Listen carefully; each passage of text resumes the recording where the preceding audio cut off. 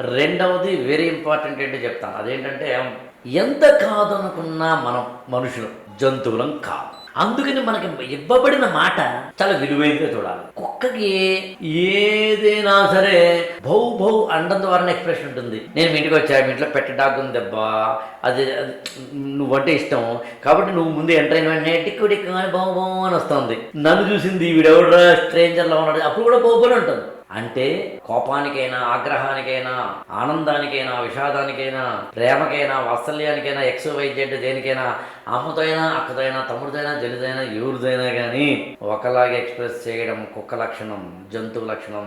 దేనికి ఎప్పుడు ఎక్కడ మాట్లాడాలో మనిషి లక్షణం. నువ్వు మనిషిగా పుట్టావు అనుకుంటే మాటని జాగ్రత్తగా పెట్టుకో, హోల్డ్ యువర్ టైం, దాన్ని ప్రాక్టీస్ చేయి. ఎందుకంటే మనిషిగా పుట్టావు కాబట్టి. లేదు సార్ నేను కుక్కను అంటే నాకు అభ్యంతరం లేదు.